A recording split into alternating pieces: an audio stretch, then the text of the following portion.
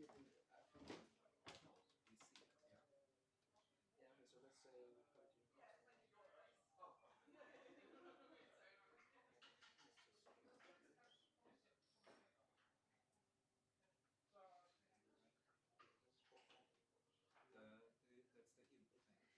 Ah, that's the hint thing. You're right. Yeah, but still, that's the. No matter what I do.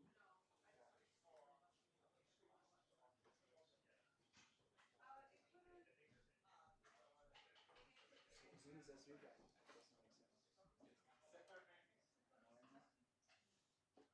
So we're just gonna survive. I'm going out to get a shalom sandwich. So it's so I can survive like this, but sometimes I cannot provide the and I heard you are making bad remarks about the industry. I said you were the gold standard of transcription. So even if I yeah.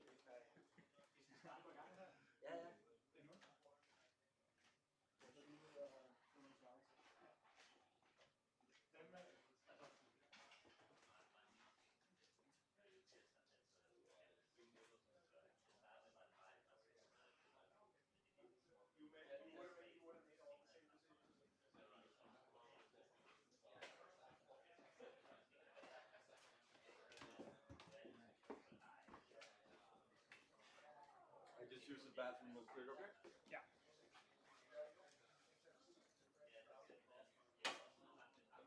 What do you want to use it for?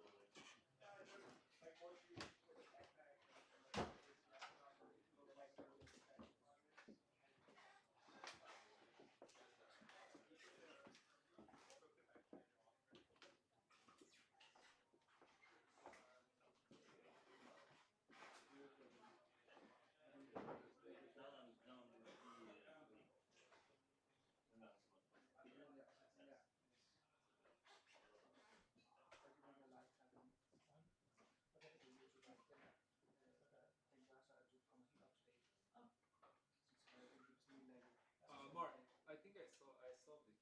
There's another setting at the game tab. And then yeah, free mode. And I did free mode because it's only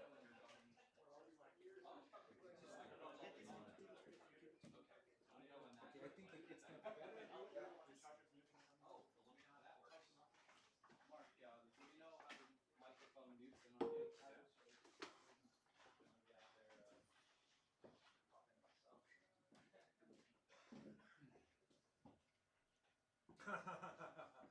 you. Very focused.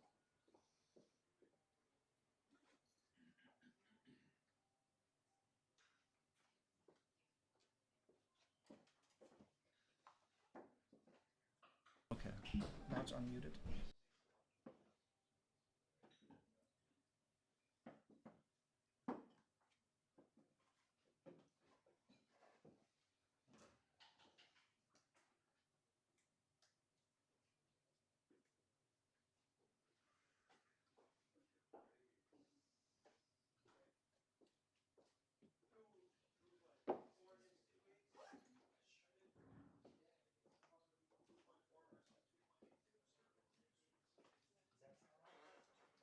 Everything's good? Yes. Very exciting first match. Wow.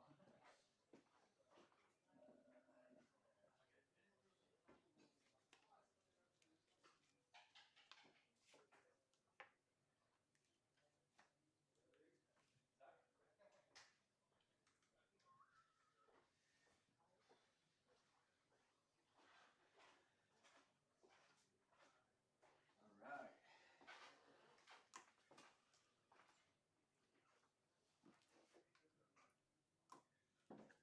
right. So I'll give you a thumbs up when you can start. Okay. We're ready to roll the dice.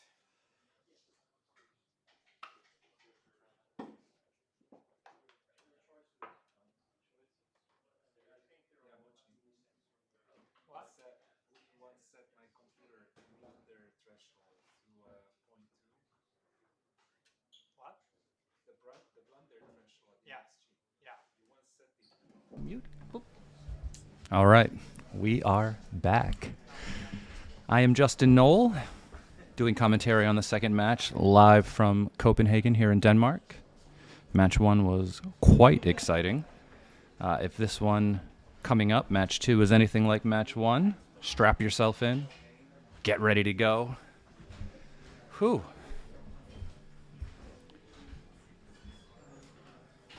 All right, the players are at the board.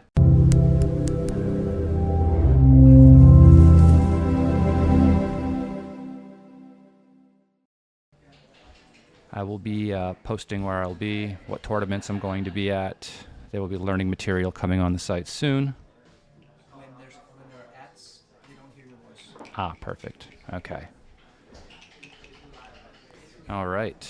First roll. 4-6. Mochi makes the 2 point. 6-5 just runs.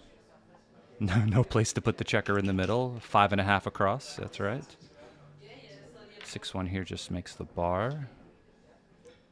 All right, I'm going to try to do this without acknowledging the XG feed on the right-hand side of the screen.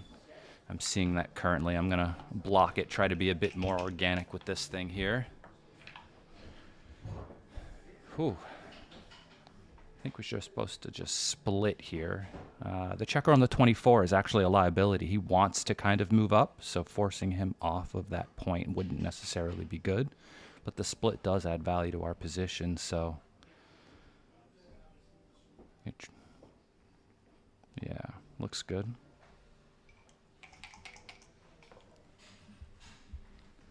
Double 4s, okay. I see the first 2. Gonna make the 3. I think, right? Just making the 5 priming play. Fun. Difficult. Worth thinking about. This looks good.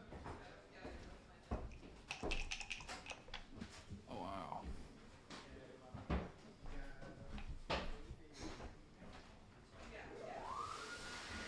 I can hear all of the background sounds through the headphones here. And I think playing the 3 down just allows us to try to make some more points, stay a bit more flexible. Going to the 5 is like immediately safer, but long term maybe not so much.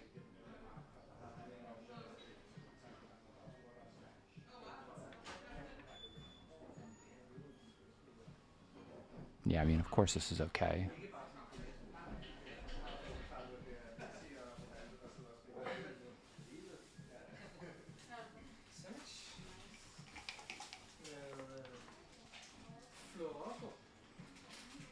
Ooh, okay.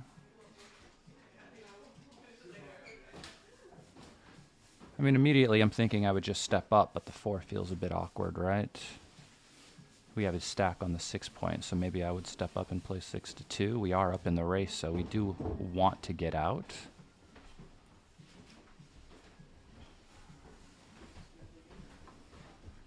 Can't be up in the race and stay back on the 24 point. So Mochi is hoping he gets to attack. He can make the 4 and then think about switching or coming down. So this is structurally a bit nicer, but does allow him to run, which is not what he wants him to do, you know? So now he's considering the switch. Right. This feels pretty strong. Gains in the race, puts him on the roof. He might fan a bit. Yeah, this looks good. He might roll an ace and still get stuck back there. Or he might roll 6-3 and enter immediately.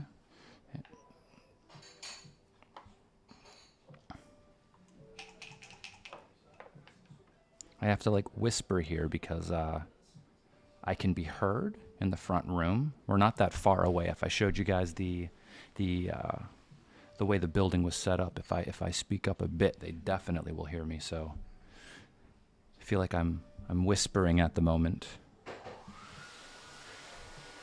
So, I mean, there's no other way to play the 5 except coming out, which is not good. I don't like this. So I think the 5 has to come down, and then the ace would just go to the 7 to minimize shots. You're not up in the race here, so I don't see the benefit of trying to play a racing game. Is it coming out right? Oh, my goodness. Oh, that's so brutal.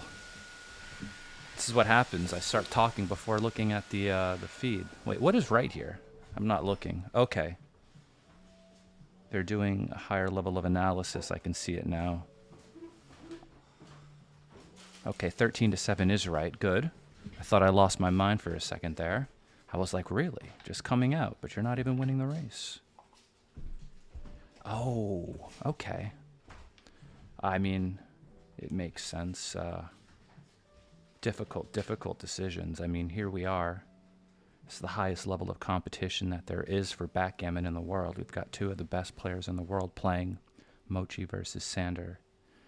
I mean, I flew from London here just for this event, to be here live, to watch it. I mean, it's the first time this event has been open to the public to come and watch. So, I mean, it's a great atmosphere here. Coffee, drinks, other libations. And there's a lot of volatility here. Now that the anchor's gone, he's up in the race. He could hit and cover. He could make the 3. 6 points gone. There's a lot of volatility here.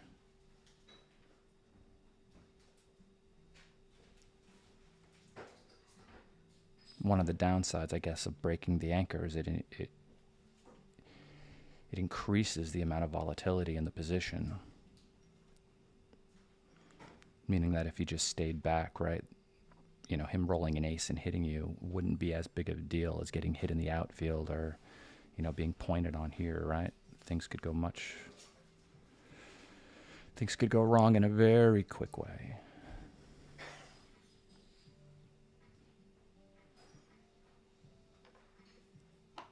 Very strong cube. Very easy take from Mochi.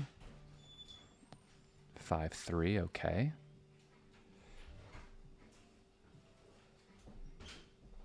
Well, I guess you just have to cover.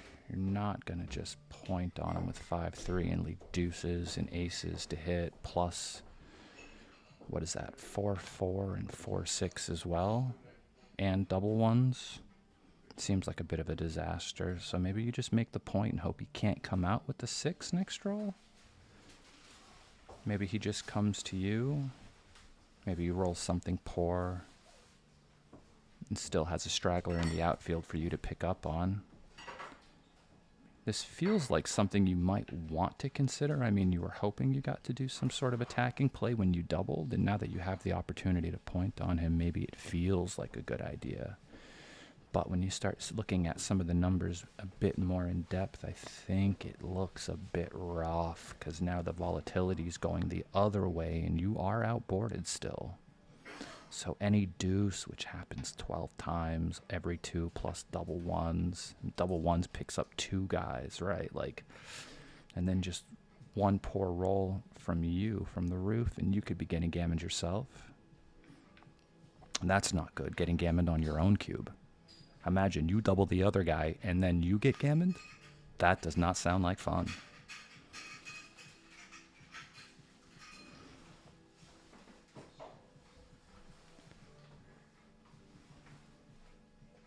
Playing with too many blots sometimes is also like, when you look at it, just feels a bit wrong. You know, you see you have 4 blots and the other guy has the better board. You just go, ooh, so all it takes is for him to just roll a random deuce off the, you know, and into the universe here. And in here, you know, you're up 10 pips. If he doesn't roll a 6, but like what 6s, you know, he could roll 6-5 and you could still have a shot, right? He'd come out and play down.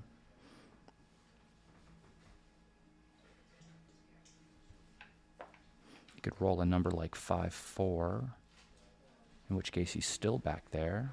He'd have to leave you another shot somewhere. Oh, he did make the point, okay. And now we see if he rolls a random deuce. Okay, dice on checkers plays. This is actually a really poor roll. The Fours are duped to hit and cover, though. Double fives. You have to orient yourself with this one. See where everything lands.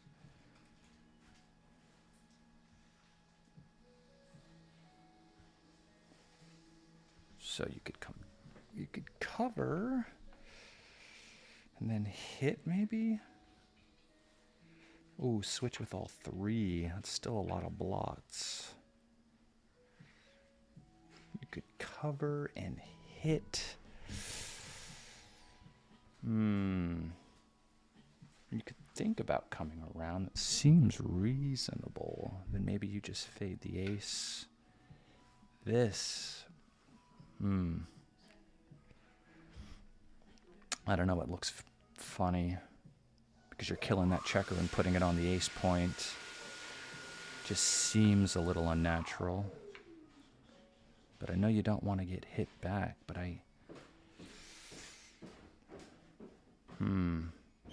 1, 2, 3, 4 this way. So the aces don't kill you. But a 3, 5, and 3, 6 would definitely be dead.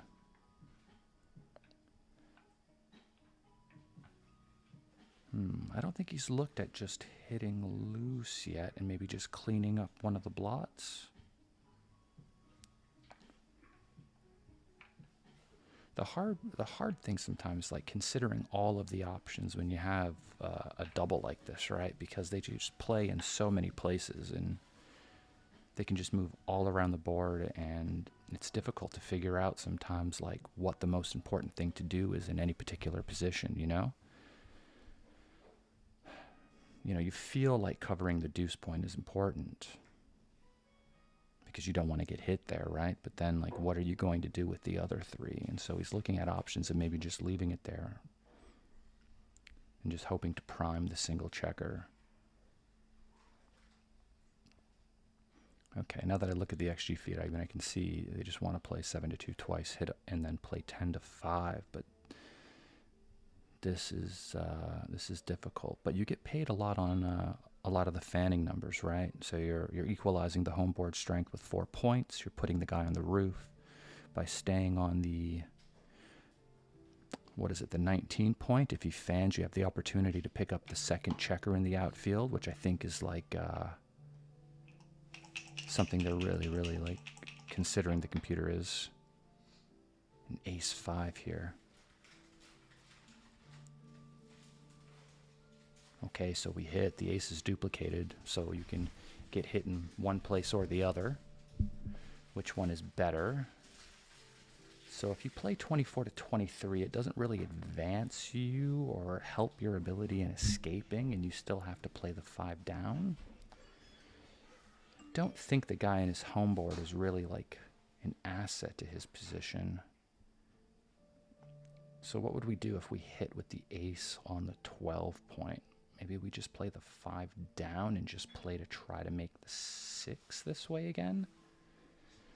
Right, so we're only adding double 6 to get hit, but if he rolls that, we're in really bad shape anyway, so it's not that big of a deal to give that, but we give ourselves an extra builder to try to make the 6, so we would have 2s and 4s and 6s working to make the 6 point. We would have 1s and 3s to step up, so there's a lot of diversification with that type of play, right?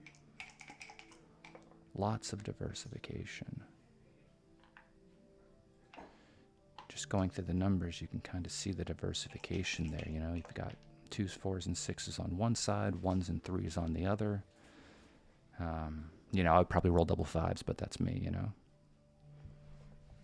But these plays are so difficult, so difficult. It's hard to wrap your head around sometimes, like what the most important thing is in any particular position. So 4-1, you're in a prime versus prime sort of spot here with one guy back. Really would love to try to fill in the 4 point here. 6 is open on the other side, so I think orange has a lot of really good prospects of just being able to leave on their own. So yeah, that's why it looks like teal has to attack here. 6 being open, always the threat to run. And you have to hit, because if you let orange just roll here, they might just make the point, right? And then you can't win. So you can't let them just roll, because then he has 5s to escape, and then all of the numbers that don't escape just make the 4 point, yeah? So that makes the 6 clear, and then this is your only 5.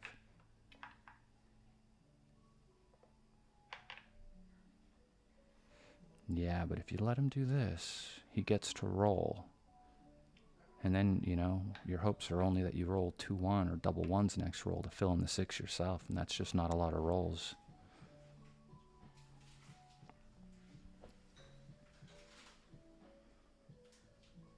If you think about the rolls in a sequence, right? Like I do this, then the other guy gets to roll, then this play becomes like pretty clear. It's just oh, boxes.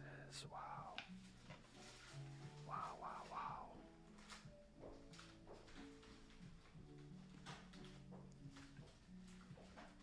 And then he covers, and it appears as if he's going to stay, hoping for the fan, trying to pick up those other guys. Does make sense to try, but yeah, I mean, if you're able to pick up those guys, the gammons go through the roof, right? So seems like it's worth the risk, because what's going to really hurt? I mean, okay, you could roll 4-1, but that's not like the end of the world. This is not so good. You can't get the other guys anymore. You just come around. Fantastic play you found there, though. 5-1 makes the 1 point, I think. 6-5 fans again. 5-4, okay. 4 and then 5 maybe? Yeah, it looks okay. I mean, I see double 6s leaves a shot, but he wants to leave himself more diversified numbers to try to just fill in the 4 to win more gammons. The 4 has not been filled in. It's all right, though. 4-6 stays and just comes down. He wants to stick around, you know, hopefully just slows his bear off and maybe makes him get an awkward position. Oh, double 6s, I think that has to go now. There's just, you know, if you can't fill in the 6, it's going to be very difficult to stay. Then you just end up forcing everything to the 1 point, which doesn't seem fun, so yeah. Just take your chances here. Maybe you roll another one. Your chances are very slim in this game. Win next to nothing. I guess it's a good thing you rolled it, because he'd be on the roof otherwise with the 2-1. And there it is. Okay, he just brings the guys in. I mean, I don't know if the ace matters that much. 6-3.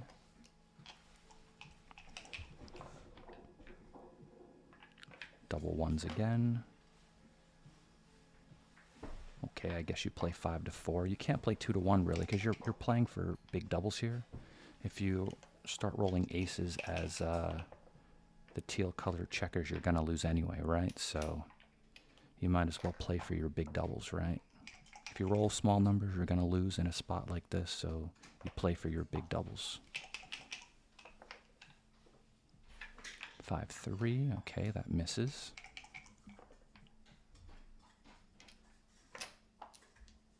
I know, sounds like an ASMR style. I agree in the chat. This is me trying to whisper, you know? It's not my forte. If you guys know me personally, I'm the brass and crass American, you know? I can't help it. It's part of my nature. Okay, so it's still possible. He needs to start with a big double here, followed by another one. Double 3s, not good enough.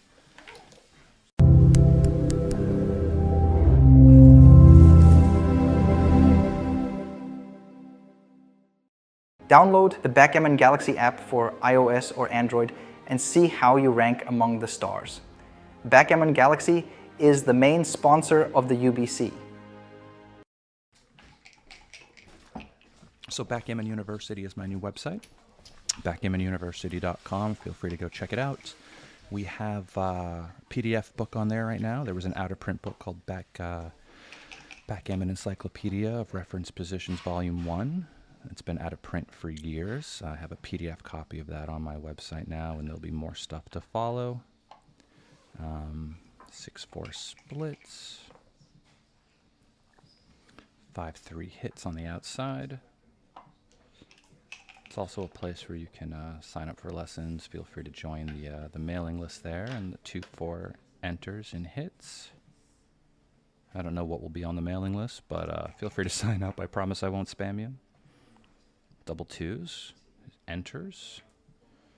And wow, so we have 6 checkers on the 13 point, you know, so maybe the diversification play of playing 3 down was a little better just due to the number of checkers that are there, you know. A lot of backgammon questions are answered with like questions of distribution. You know, if you just have so much material in one spot, even though it feels natural to make the 4 point sometimes, it's like, you know, we only have so many checkers to play with, so maybe it's better to just redistribute some of the checkers to better spots, just looks a bit more even around the board.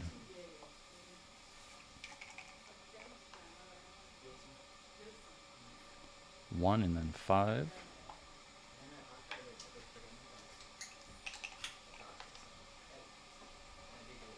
6-5's a great shot.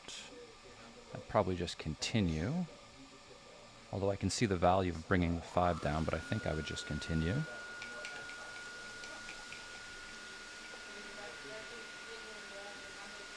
Double 1s, not so good. I guess I would just switch from 5 to 3. Keep the structure as solid as I can. Wow, okay, well, here's a shot. So the 5 comes down. I think I would just... So it's either the deuce or the 5. I mean, I would probably slot the deuce here just because it's fewer shots, even though it has worse containing opportunities. Mochi, of course, is looking at the correct play. Maybe he sees that the race is very close, so the priming value of this play makes it worth it if he can get away with it. He does not get away with it. There is impossible for me to laugh, actually, in this building. We are, I don't know, maybe around the corner, but I swear we're not more than 50 feet away from the players. So me laughing, or cackling as some might call it, is just against the law here. It's not allowed.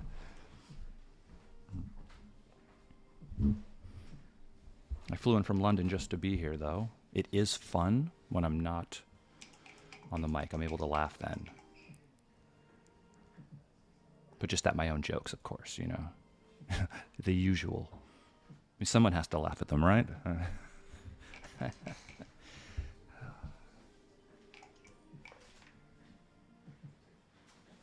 Oh, 2-1.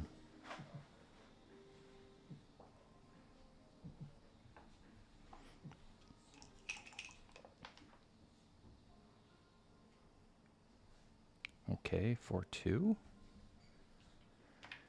Ah, yes, just make the best point. Get rid of the 8, which is a bit annoying. But, of course, we don't want to leave shots. This equalizes the board strength. Okay, Sander was able to make the 5 point. Great roll. 5-3, 3-2, not ideal. I think he might be smelling a cube here, you know, because and now there's a blot in the home board. You're up 20 pips in the race. The guy's got you outboarded 4 points to 3, and they're the best 4 points. The 8 point is also bearing down on you. He slow cubes him, hoping he gets a take, praying he gets a take, right? But, oh, it's very close. Okay, okay. Maybe because of the score it ends up being so close, because I know for money I don't enjoy it. But that's because I pay when I lose, you know? So...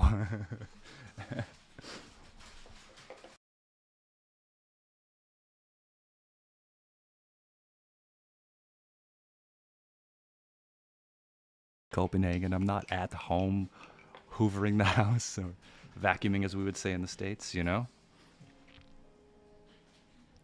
But there is quite a bit of ambient noise. You know, we're in a bar slash coffee shop here, open to the public. Tons of things are going on here. One of those things is backgammon. The 5 enters, the 6 just continues out. So we're at a score of 4 away, 7 away here. Okay, 4 enters and the 1 slots.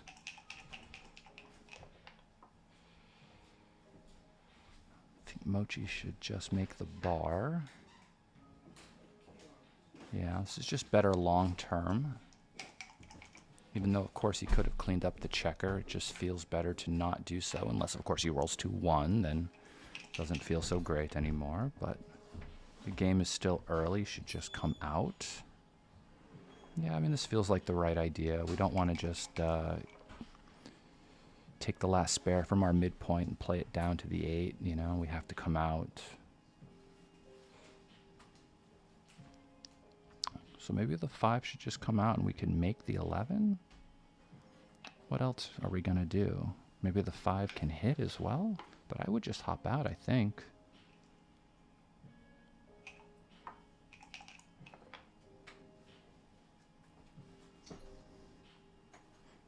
Okay, so the 4 enters and the 2. What's the race here? We're up, but there's a blot on the 1. Do I really want to hit with the deuce? So he's thinking about it. Yeah. So if we hit and we get hit back, which is likely, we're outboarded. We sacrifice a lot of race equity when this doesn't work, you know? And that is the biggest asset we have going for us right now, is the fact that we're up in the race. Here, this just isn't likely to work. We're outboarded, and even though there's a blot on the 1, it just feels like it's better to just try to improve the part of the game we're actually winning in, which is just the race, right? So if we start playing with more blots, we get hit more, and then, of course, our race lead diminishes. And then you might hit 2 checkers, and then, you know, race lead really diminishes then. Go figure. We get hit once, race lead diminishes. Get hit twice, race lead diminishes more. Or you could just be missed completely. And we should just split here, maybe. You want more numbers to try to make an advanced anchor, right? So, seems like the right idea.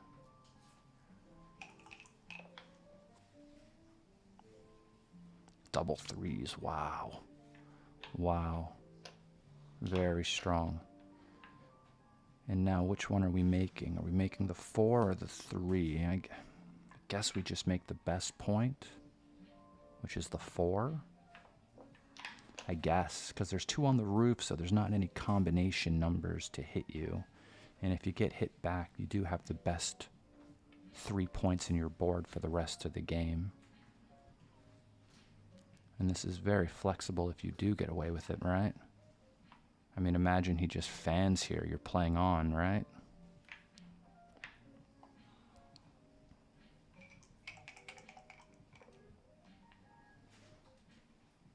Or he rolls 1-3, and now you're not so happy. So he's trailing. He's giving it a think. I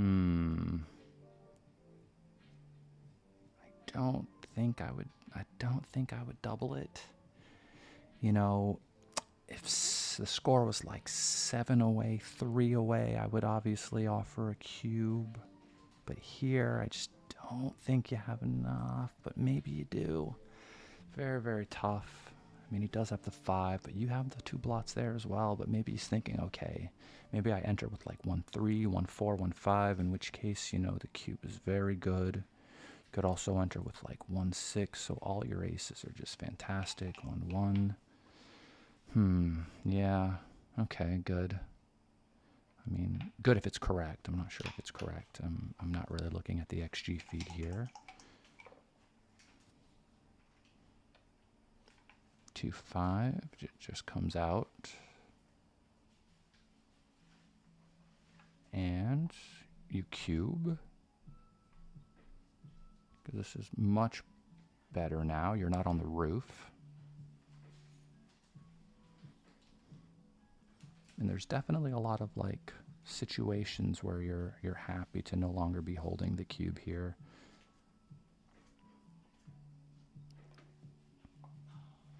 All right, he gives it a good 30-second wait for show. And now we'll see what he does on the return. I mean, I can see the XG feed. It says that it's a big pass, but it looks harder than that to me because I'm not on the roof. And you have the 5-point made, but the checker on the 24 is really a big liability, you know, because if you start getting in a hitting contest and you get lucky enough to hit back, you might just get hit back on the 20. The Earth Board is a Backgammon Galaxy bestseller. Place your order now while they're in stock. How to Not Suck at Backgammon, a Grandmaster's Guide for Beginners and Intermediates. Get your copy now at the Galaxy.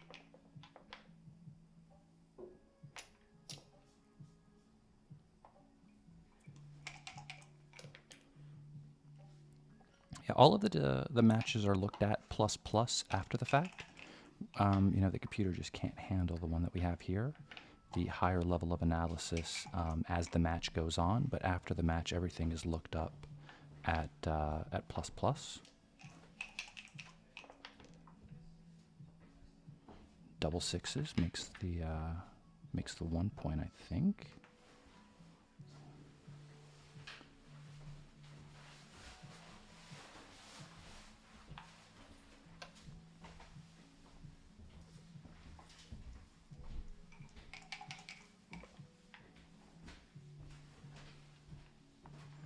Two, and then the 6 just comes out.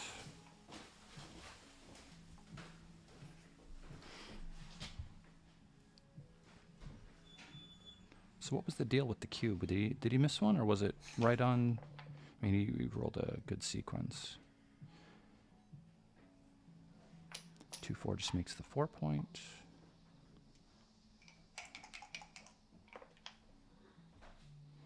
And wow, 5-3 just runs out. What a beautiful shake. I was just looking at the position thinking maybe we had a bit of a cube there. Difficult to keep up with in real time, you know? They're playing at a pretty good clip this match. It's always good. Ah, no, you could do the other way looks a little bit better. You're initiating a lot of contact here for no reason, I think. That's okay. Because both just go to the 8 point.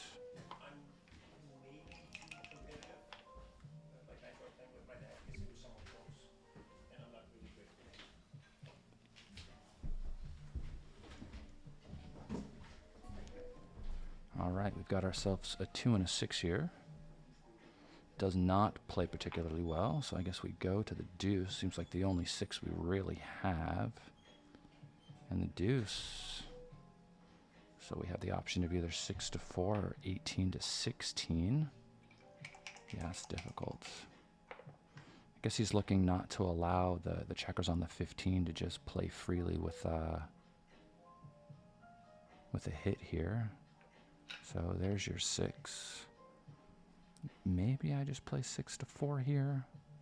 Don't think I wanna risk getting hit with a 3 as well from the roof. Just end up playing with too many blots. 5 deuce. 5 deuce from the roof hits. And now he needs a deuce back or else... oh, he rolls the 2. Yikes. And we hit it twice, of course. Right? We hit twice, of course. I think we have to hit twice. All right, let me check the feed here. Oh, okay, good. Good, yes. I know it looks a little funny not having any spares on the 6, but it's a fantastic play in double 4s. Oh my goodness, okay. So now we're 4 away. We can double here, right? So we're 4 away. Even though we're leading, the values of the value of our gammons are elevated. 4 points would get us to a win, right? So we have to cube, right? The score tells us we have to do so. And then we let the other guy figure out what he wants to do.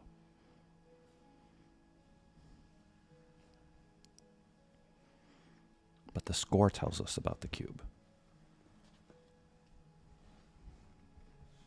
Being 4 away, right? Double to 2, win a gammon, 4 points wins. Therefore, we have to activate that as a possibility, so the cube must go flying.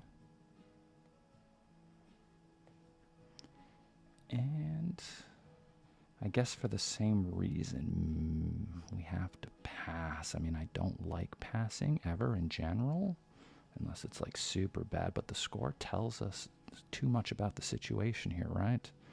We've got 2 on the roof, and that just spells a lot of gammons, lots of gammons. But Sander plays this game for money, so a lot as well, so he can see the take might just be too easy for money, so missed it at the score. But after the hit in cover, we can see that, wow, is this... So he's doubling now. My question, is it too good? Not nearly too good. Okay, good. That is the question I was asking myself. It's clearly a pass now, though.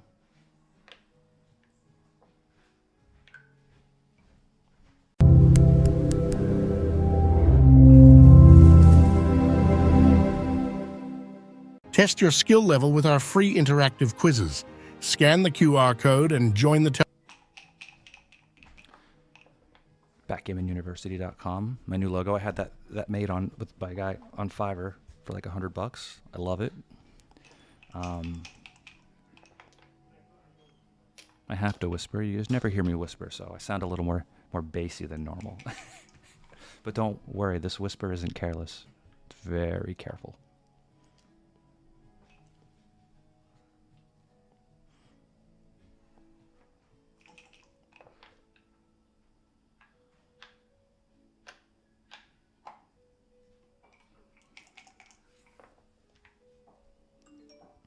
Five 3 hits.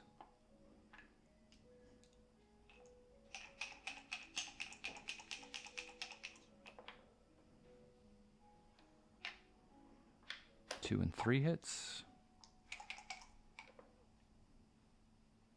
5-4 anchors. What a number. Cuts out all the volatility here. Just anchors up. Doesn't have to worry about much anymore. I guess we'll just make the advanced anchor and the 7 point.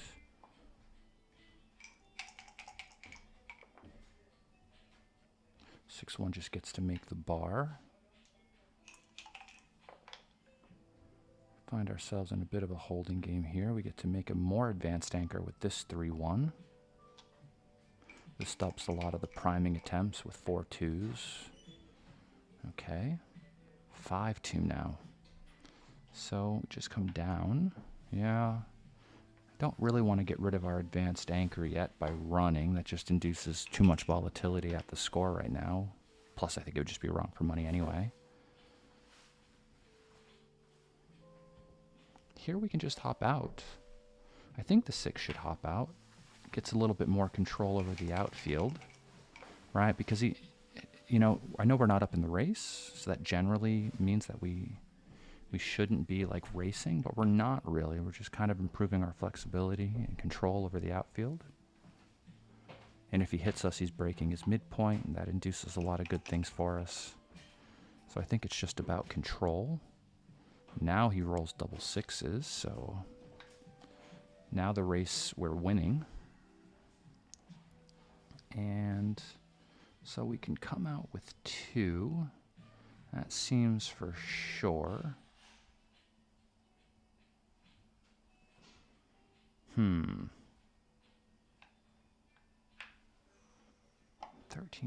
seems very reasonable. Why is the computer going to just leave the shot with the 9? Maybe because of the blot on the ace. Maybe you get a chance to make it and help you get around.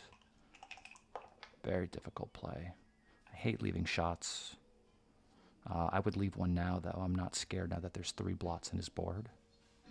But I generally like to make plays without leaving shots. So, I mean, I can see Mochi's play feels very natural, not wanting to volunteer after, you know, gaining freedom with that. But now that he's got 3 blots in his board, I'm not scared. You know when Kevin McAllister comes downstairs and he's like, I'm not afraid anymore. I'm not afraid anymore, right? That's what the 3 blots or turning on the lights in the basement will do. It'll make you a little less afraid of getting hit, right? So now he's got the 4-2 and he's a little less afraid, right? So I don't think I would hit here. I think I would just make the board and wait for him to have problems with the 15 coming home, I think. These are always tough decisions. I've been going through a folder of like hit or no hit decisions lately on my computer, and it just feels like not the best time to pay, if you know what I mean, right? Or open up the situation to all the volatility when you have multiple blots in your board. Sometimes it's right, but it did not feel like a good choice here.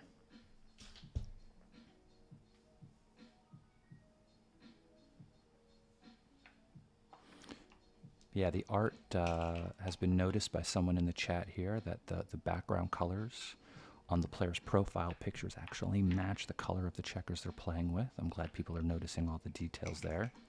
Wilson's art PR is like a 2.2, you know? Very strong, very strong.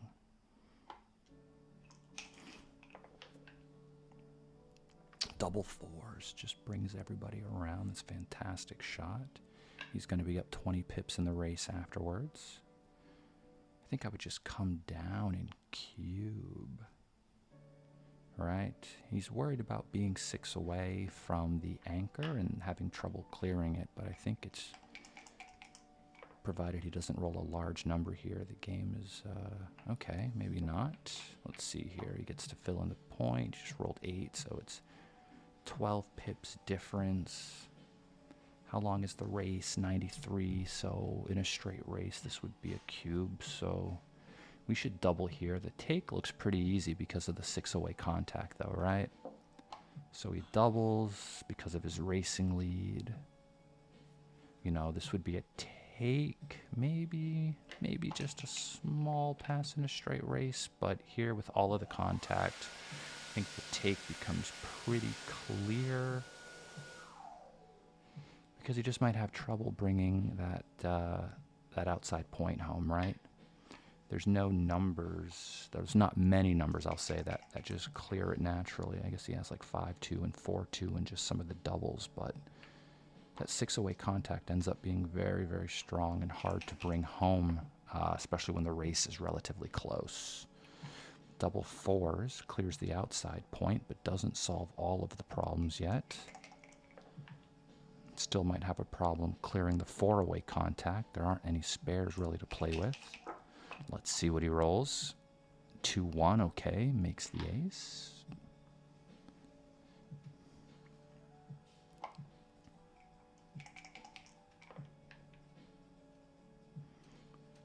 (4-1) just sits tight, just brings the checker in, just hoping for a poor roll. 2-1. Well, I guess we just go 4-1, right? Seems reasonable.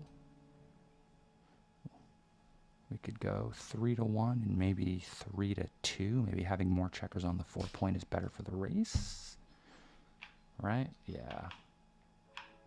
Maybe if you're just looking about just race distribution, having a gap on the 4 is worse. So there's the 2, that's for sure. And yeah, he finds it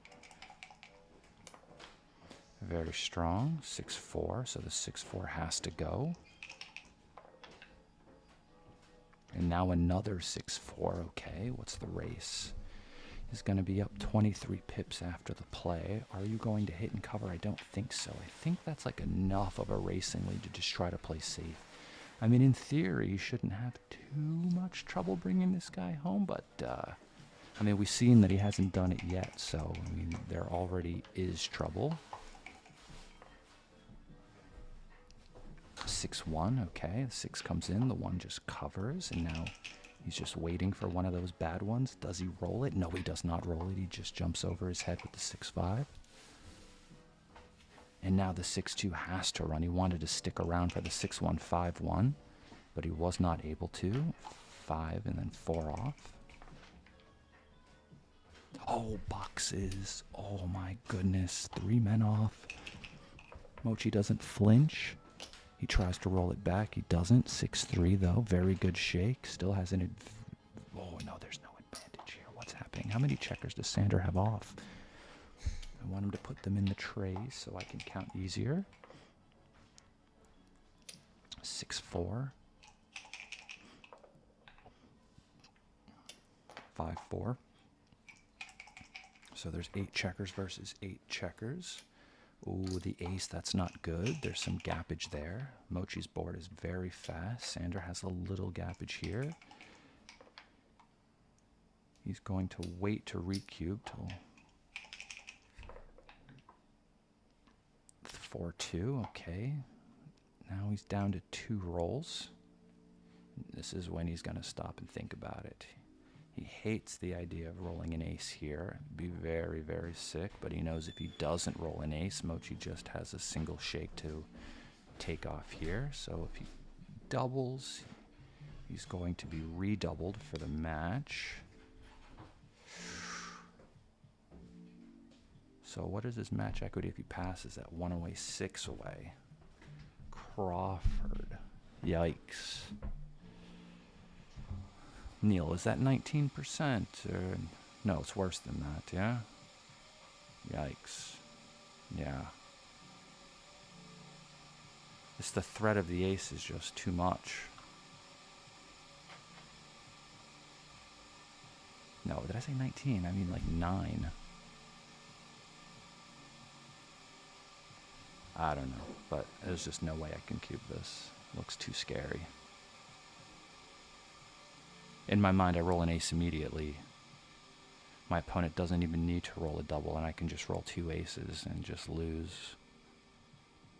I still have a really good advantage, even if I do lose this game, and if I just win on a single 2 cube. He does roll the ace. Oh no.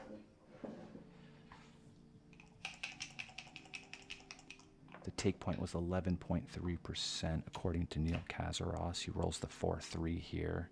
And now he's looking at this recube. And since it's a last roll position and he can't get recubed for the match, this is a better cube, yeah? Because he can't redouble him. Fantastic spot. Allowing yourself to be redoubled is very, very agonizing, and he solved that problem by just waiting a roll. Sander's very pleased to see Mochi in the blender here.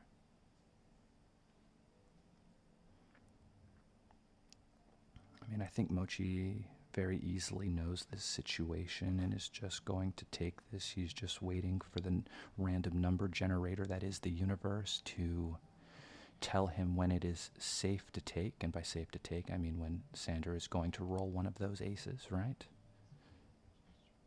He's just waiting for the moment.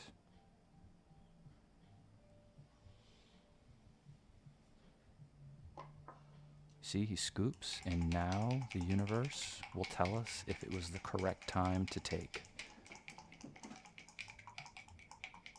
He shakes and shakes and shakes, and and that is the match, my friends. Wow.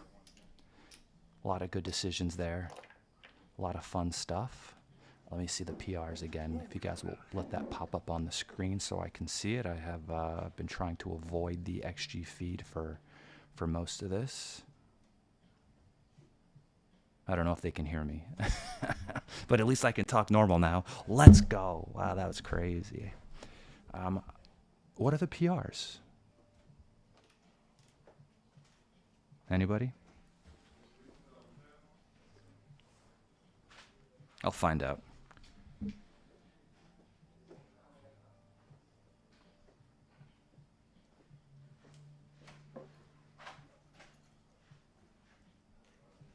I will find out. Oh, we got a purchase of the book as well. Well, thank you out there for getting a copy of Backgammon Encyclopedia Volume 1. I saw that on my website. Just got a notification. I don't know if the person wants me to shout them out, but if they do, just message me and I can shout you out the next time I do my stream, all right? If anybody picks up the ebook. I'll give you a shout out if you want it.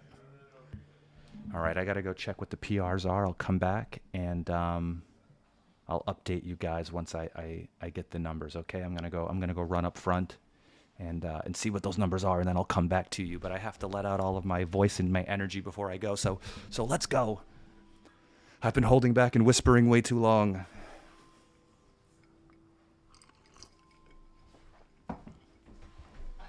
What's going on, Mochi?